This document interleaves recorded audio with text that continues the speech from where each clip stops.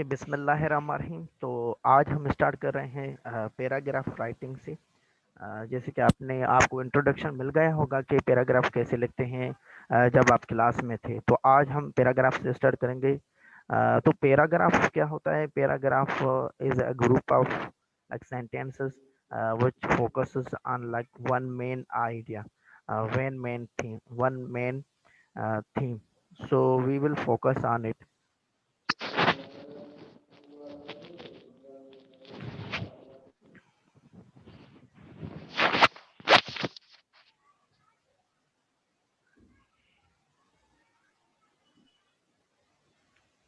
Parts paragraph is a collection of the sentences which focuses on one main idea or single idea.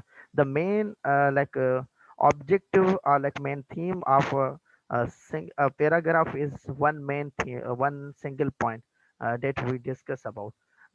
So there are mostly three parts of a paragraph. The very first is topic sentence. Uh, then are supporting details, and in the last there is a concluding sentence. So these are the three main parts of a paragraph. We will discuss each of the topic like each of the part of a paragraph in detail. So let's start from the very first part of the paragraph. तो इसमें जो है इसमें जो main topic क्या होता है, paragraph जब हम लिखते हैं तो उसमें थ्री पार्ट्स होते हैं। तो उसका फर्स्ट एंड इम्पॉर्टेंट जो टॉपिक लाइक वो पार्ट होता है वो टॉपिक सेंटेंस होता है। टॉपिक सेंटेंस हम किसको कहते हैं? What is topic sentence? तो topic sentence is the first sentence in a paragraph. ये इसकी पोजीशन बता रहा है कि टॉपिक सेंटेंस मोस्टली लाजमन नहीं है कि मगर मोस्टली वो फर्स्ट पैराग्राफ वो होता है, फर्स्ट सेंटेंस होता है। It tells the main idea of a paragraph. ये पैराग्राफ का मेन आइडिया बताता है। इसका मेन फंक्शन क्या होता है कि ये मेन आइडिया बताता है पैराग्राफ का।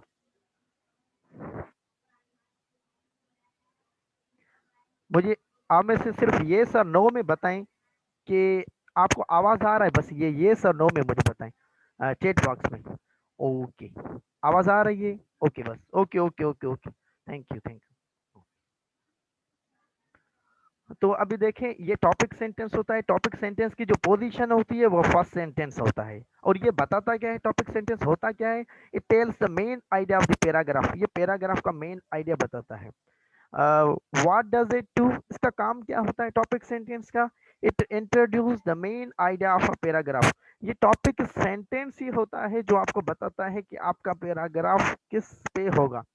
ये किस पैराग्राफ, ये पूरा पैराग्राफ का मेन थीम बताता है कि ये किस पे होता है, कौन से टॉपिक पे है, किस जगह पे है, या क्या डिस्कस करेगा। तो ये पूरा टॉपिक सेंटेंस एक ही सेंटेंस में से आपको पता चल जाएगा कि ये पूरा पैराग्राफ किस चीज पे है, किस पे लिखा गया है। तो ये इसका मेन फंक्शन ये होता है कि to introduce the main idea of a paragraph, ये होता है। How do I write? अब देखें, आपको पता चल गया। ये तो थ्योरेटिकल पार्ट था। टॉपिक सेंटेंस है क्या?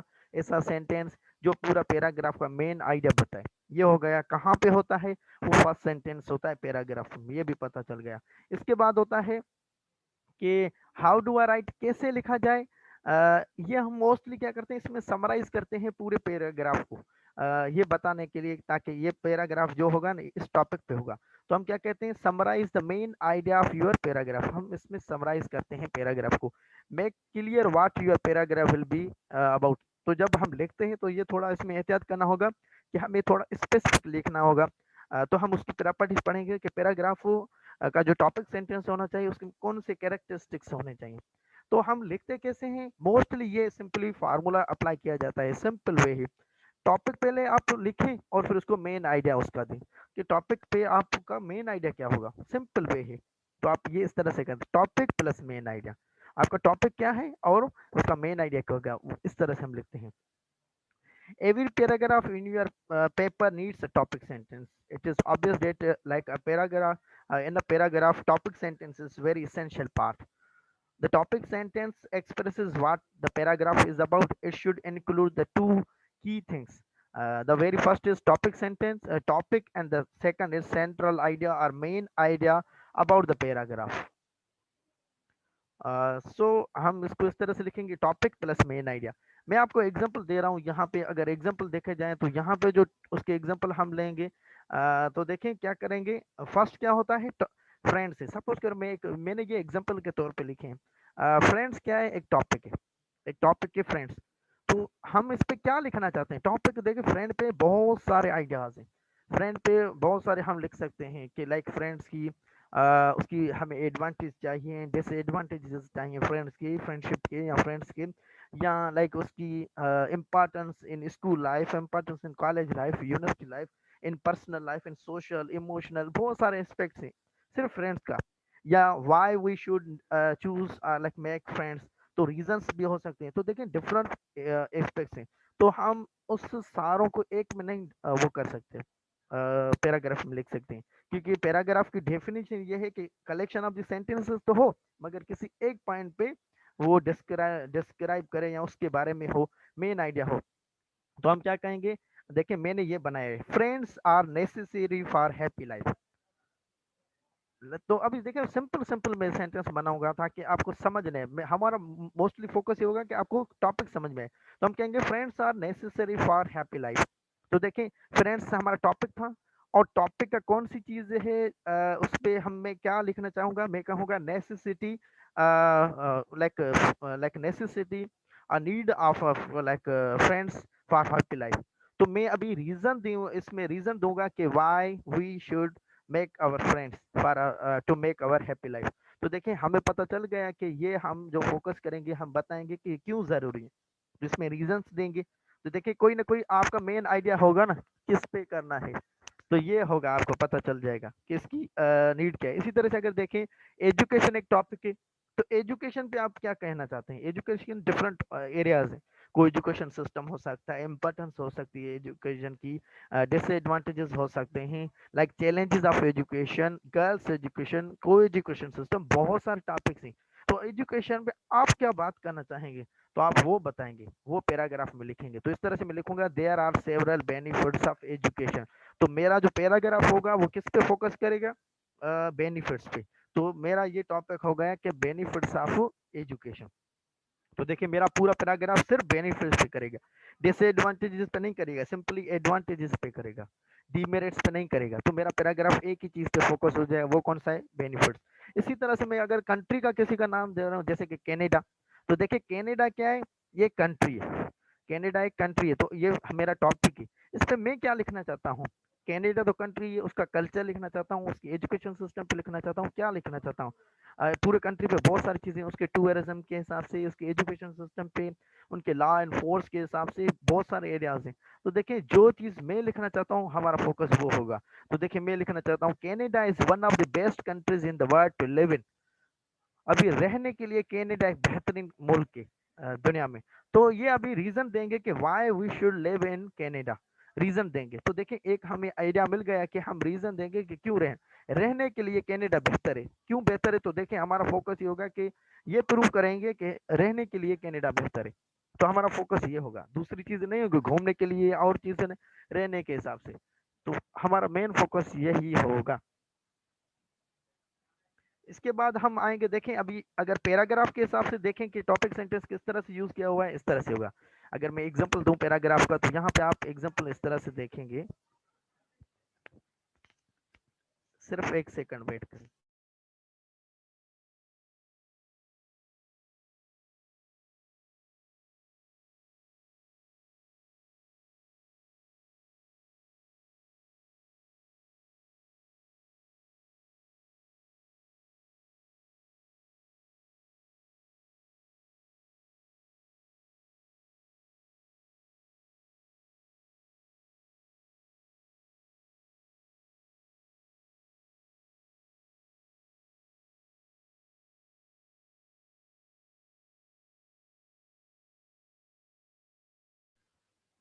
सॉरी।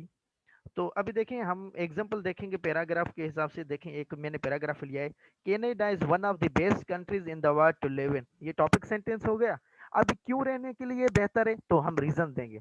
रीजन कौन सा दे रहे हैं, first, Canada has an excellent health care system. उसमें क्या है कि हेल्थ हेल्थ सिस्टम बेहतर है। अब थोड़ा उसको और एक्सप्लेन कर रहा है कैसे बेहतर है, हम कहेंगे all Canadians have access to medical services at a reasonable price. तो ये एक रीजन हो, उसको हमने थोड़ा एक्सप्लेन किया। सेकंड रीजन कौन सा है, Canada has a high standard of education, वहाँ पे एजुकेशन सिस्टम बहुत बेहतर है। अब इसको एक्सप्लेन करेंगे किस तरह से बेहतर है। ये students are taught by well trained teachers and are encouraged to continue studying at university। Third reason कौन सा है, Canada Canadian Canada's cities are clean and efficiently manage. तो देखें ये थर्ड रीजन है, इसको थोड़ा और एक्सप्लेन करेंगे किस तरह से, जो भी कहेंगे थोड़ा उसको एक्सप्लेन करें किस तरह से। तो हम कहेंगे Canada Canadian cities have many parks and lots of space for people to live. तो ये रीजन हो गए। अब इसको कंक्लूड करेंगे, as a result Canada is the desirable city to desirable place to live. तो देखिए ये हो गया। तो ये हमारा मेन फोकस था। देखिए टॉपिक सेंटेंस था, तो अभी हमें पता चल गया कि ये पूरा पैराग्राफ किस पे होगा। पूरा पैराग्राफ हमारा होगा कि ये देगा कि ये पैराग्राफ पूरा जो है ना किस पे होगा। तो हम टॉपिक सेंटेंस पढ़ के ही बता सकते हैं कि ये पूरा पैराग्राफ किस पे होगा। तो ये हम समझ सकते हैं टॉपिक सेंटेंस से कि ये रीजन देगा। तो हम देखेंगे टॉपिक सेंटेंस के कौन कौन से कैरेक्टरिस्टिक्स होने चाहिए, कौन कौन से कैरेक्टर्स होने चाहिए जो बताएंगे कि ये टॉपिक सेंटेंस है। तो टॉपिक सेंटेंस के कैरेक्टरिस्टिक ये होने चाहिए कि topic sentence should be a more specific version of your thesis statement. Thesis हम थीसिस स्टेटमेंट हम पैराग्राफ ऐसे में लिखते हैं। इंशाल्लाह पैराग्राफ से फिर हम ऐसे की तरफ भी आएंगे। तो देखिए it should make claim that the paragraph will prove. Topic sentence में कोई ना कोई आप क्लेम करें, कोई ना कोई ऐसी बात करें जो जो जिस पे आप लिखना चाहते हैं। तो ये चीज होनी चाहिए। जैसे मैंने कहा there are three reasons to live in, या जैसे देयर आर थ्री बेनिफिट्स। तो देखिए मेरा अब ये मैं बेनिफिट्स कह रहा हूँ, तो ये मैं क्लेम कर रहा हूँ कि उसके थ्री बेनिफिट्स हैं।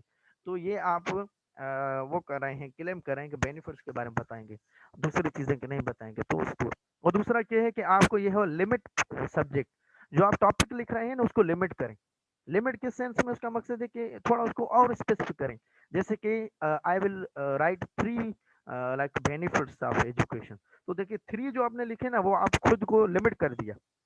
तो लिमिट करें थोड़ा, या आप ये भी कह सकते हैं देयर आर सेवरल बेनिफिट्स। आप अगर कहते हैं कि नहीं मैं ये फोकस नहीं करता कि स्पेसिफिक हो 3 2 या 5, इस तरह से ना मैं कह रहा हूँ सेवरल, तो आप इस तरह से भी कह सकते हैं। दूसरा है कि डेफिनेट एटीट्यूड, और फिर आप उसका कोई ऐसा सेंटेंस हो जहाँ पे आपको खुद का भी एटीट्यूड शो करना है। जैसे कि I favour like village life over like city life. तो देखिए आप अपना फेवर वहाँ पे एटीट्यूड शो करेंगे कि आपका एटीट्यूड क्या है किसी चीज के हिसाब से, या आप कोई टॉपिक पे तो अपना एटीट्यूड आप वहाँ पे शो करेंगे। तो वहाँ पे आपको अपना एटीट्यूड भी शो करना है। और स्पेसिफिक डायरेक्शन हो, तो देखिए आप जो लिख रहे हैं या जो भी चीज़ आप कह रहे हैं तो वो लिमिटेड हो, और उसमें आप डायरेक्शन फोकस कर दें। आप पैराग्राफ जब भी लिखें तो उसको फोकस करेंगे तो आपको ये फायदा होगा कि ये पैराग्राफ किस डायरेक्शन में जा रहा है। तो आपको मेन फोकस वहाँ पे होना चाहिए। अब देखिए इसके बाद होता है टॉपिक सेंटेंस के बाद होता है सपोर्टिंग डिटेल्स। आपके जो भी क्वेश्चन हैं वो हम लास्ट में एंटरटेन करेंगे, अभी नहीं करेंगे। अब थोड़ा वेट करते हैं, जो भी आपको क्वेश्चन लास्ट में आप कर सकते हैं। देखिए सपोर्टिंग डिटेल्स ये होंगी कि आप जो भी डिटेल्स हम पैराग्राफ में लिखते हैं, पहले हमने टॉपिक सेंटेंस किया तो उसके बाद हमें डिटेल्स देनी है, ताकि जो भी हम क्लेम करें तो वो क्लेम ठीक है। तो अब देखें सपोर्टिंग डिटेल्स में हम क्या देंगे। What are supporting details? They came after the topic sentence, making up the body of the paragraph. These are the like body of a paragraph. तो ये body पैराग्राफ की बॉडी है। यूं समझे कि ये डिटेल्स होती हैं जो हम देते हैं पैराग्राफ टॉपिक सेंटेंस को सपोर्ट करने के लिए। वाई डू दे डू, क्यों आते हैं। They give details to develop and support the main idea of the paragraph. वो पैराग्राफ का मेन आइडिया को सपोर्ट करते हैं।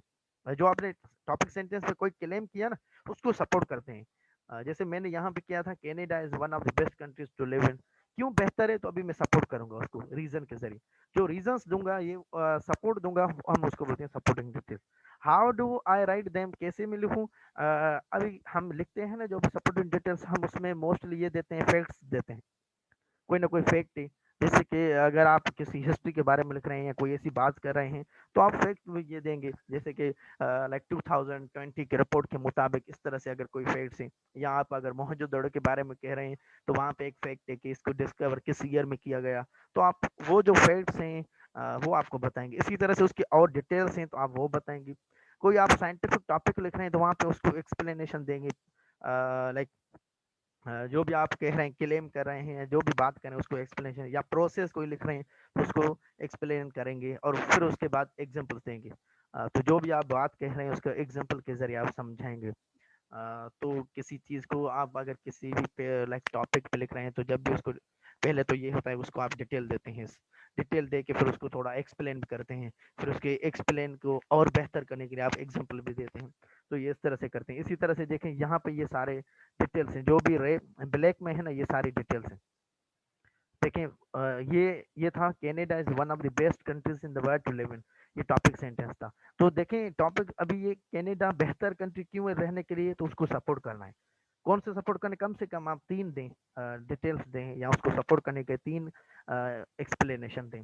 तो फर्स्ट रीजन क्या था, आप रीजन दे रहे हैं क्योंकि आपने क्वेश्चन इस तरह से किया है, टॉपिक सेंटेंस आपका इस तरह से, तो आप क्या देंगे, डिटेल्स देंगे। फर्स्ट डिटेल ये थे कि वहाँ पे हेल्थ सिस्टम बेहतर था, तो वहाँ पे ये लिखेंगे। फिर उसको और एक्सप्लेन करेंगे कि क्यों बेहतर है, तो आप all Canadians have access to medical services, ये है। सेकंड आप डिटेल देंगे, जो कहेंगे तो उनका हाईएस्ट एजुकेशन स्टैंडर्ड जो है ना वो एजुकेशन का वो हाई है, ये आपका। फिर किस तरह से थोड़ा उसको और एक्सप्लेन करेंगे। इसी तरह से फिर ये है कि उसका थर्ड रीजन क्या दे रहे हैं कि सिटीज जो है ना वो क्लीन होते हैं और मैनेज जो होते हैं ना इफेक्टिवली मैनेज किए जाते हैं। तो ये आपका थर्ड रीजन है। तो आप उसको सपोर्ट करेंगे कि किस तरह से लाइक क्लीन है और मैनेज किए जाते हैं, तो आप वो भी बता सकते हैं इसकी। फिर उसके बाद कंक्लूडिंग सेंटेंस आप लिखेंगे। तो आप इन चीज़ों को डिटेल्स देने के लिए आप दे रहे फैक्ट्स बता सकते हैं, डिटेल्स बता सकते हैं, एक्सप्लेनेशन बता सकते हैं और एग्जांपल्स देते हैं। तो देखिए इसके बाद होता है कंक्लूडिंग क्लोजिंग सेंटेंस, या हम कंक्लूडिंग सेंटेंस जिसको कहते हैं, या क्लोजिंग सेंटेंस या हम कंक्लूडिंग सेंटेंस कहते हैं। ये क्या होता है, the closing sentence is the last sentence in a paragraph. ये लास्ट सेंटेंस होता है पैराग्राफ का। व्हाट डज इट डू, इसका काम क्या होता है, it states the main idea of the paragraph. ये पैराग्राफ का मेन आइडिया आपको स्टेट करता है, बताता है। मेन आइडिया जो इसका पैराग्राफ का है, कि इसका पैराग्राफ का मेन आइडिया है क्या, वो बताता है। तो देखें अभी देखें, how do I right one, किस तरह से मैं लिखूं। तो लिखने का जो तरीका होता है ना, restate the main idea of the paragraph using the different words. तो हम डिफरेंट वर्ड्स जो हम लिखते हैं उनके जरिए हम क्या करते हैं, रीस्टेट करते हैं पैराग्राफ को। जब भी हम पैराग्राफ लिखते हैं तो हम क्या करते हैं, मेन आइडिया को पैराफ्रेज करके लिखते हैं। इसी का एग्जांपल अगर मैं दूं, देखें जब भी हम ये टॉपिक सेंटेंस, अब इसको हम पैराफ्रेज करेंगे तो ये टॉप कंक्लूडिंग सेंटेंस होगा। कंक्लूडिंग सेंटेंस हम मोस्टली उसी को लिखते हैं जो हमारा टॉपिक सेंटेंस, उसको हम कंक्लूड करते हैं। तो देखिए ये है, इसको हम क्या करेंगे, इसको ही पैराफ्रेज करेंगे। पैराफ्रेज करने के लिए क्या होता है, वर्ड्स को चेंज करें, वर्ड्स को चेंज करें या सेंटेंस स्ट्रक्चर को चेंज करें, सेंस वो ही रहे। जैसे कि Canada is one of the best countries in the world to live इन।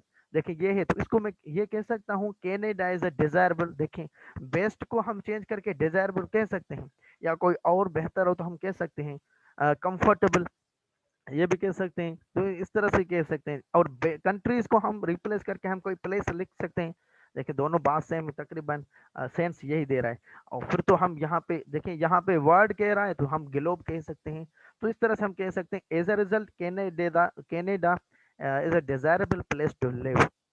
तो हम कह सकते हैं। तो ये इस तरह से हम इसको क्या करते हैं, जब भी हम कंक्लूडिंग सेंटेंस करते हैं तो मोस्टली क्या करते हैं, हम इसको पैराफ्रेज करते हैं। पैराफ्रेज करके हम सिंपली लिखते हैं तो वो टॉपिक कंक्लूडिंग सेंटेंस हो जाता है। इसके बाद क्या होगा, अब देखिए यहाँ पे मैंने ये इंटरनेट, ये सारा मटेरियल मैंने इंटरनेट से ही उठाया था। सिर्फ इसको मैंने ऑर्गेनाइज वे से करके और आपको बता रहा हूँ। तो देखिए ये भी टॉपिक सेंटेंस का एग्जांपल आपको इंटरनेट पे मिल जाएगा, पिक्चर्स इसकी मिल जाएंगी। तो देखें इसमें टॉपिक सेंटेंस आपको बता रहा है, फिर उसकी मेन बॉडी बता रहा है और फिर ये कंक्लूडिंग सेंटेंस बता रहा है। अब देखिए इससे जो इम्पोर्टेंट पॉइंट होती है वो एक ट्रांजिशनल वर्ड्स होते हैं जो आपको सेंटेंस में कोहेरेंट और लाइक स्मूथनेस वो शो करता है पैराग्राफ जो आप वर्ड्स लिखे हैं। तो ट्रांजिशनल वर्ड्स क्या होते हैं, जब हम एक चीज से दूसरी चीज की तरफ मूव होते हैं तब यूज करते हैं। आपने ये देखा होगा पैराग्राफ जब ये मैंने लिखा हुआ है तो देखें मैंने ये वर्ड्स हाईलाइट किए हैं, जैसे कि first, second, finally, as a result. ये वर्ड्स ऐसे होते हैं, इनको हम बोलते हैं, ये क्या है, इसको हम बोलते हैं ट्रांजिशनल वर्ड्स। ये ट्रांजिशनल वर्ड्स आपके पैराग्राफ को बेहतर बनाते हैं, एक लाइक स्मूथनेस देते हैं। तो हम इसको बोलते हैं ये ट्रांजिशनल वर्ड्स हैं। तो देखें हम जब कंक्लूडिंग सेंटेंस लिखते हैं तो उनके लिए ट्रांजिशनल वर्ड्स अलग से हैं। जब हम कोई लाइक सीक्वेंस बता रहे हैं, पहले चीज ये हुई फिर ये हुई, तो उसके लिए ट्रांजिशनल वर्ड्स अलग से हैं। तो ये मैं आपको इसकी पिक्चर्स भी सेंड कर दूंगा, और यहाँ पे कुछ हैं तो वो भी मैं आपको सेंड करता हूँ, बताता हूँ। देखें, जब आप कोई चीज सेंटेंस ऐड करना चाहते हैं तो ये वर्ड्स यूज करते हैं, जैसे कि along with it, apart from it, moreover, furthermore, also, to, ये वर्ड्स जब आप सेंटेंस में कोई ना कोई चीज ऐड करना चाहते हैं, एक चीज हो गई फिर आप दूसरी भी करना चाहते हैं, तो ये हम करते हैं। आमना, आप काइंडली अपनी वीडियो को ऑफ कर दें। ये हो गया। इसके बाद हम अगर कॉन्ट्रैक्ट करते हैं, जब भी लाइक कोई भी हम कंट्रास्ट करते हैं टॉपिक से किसी से, तो फिर क्या होता है,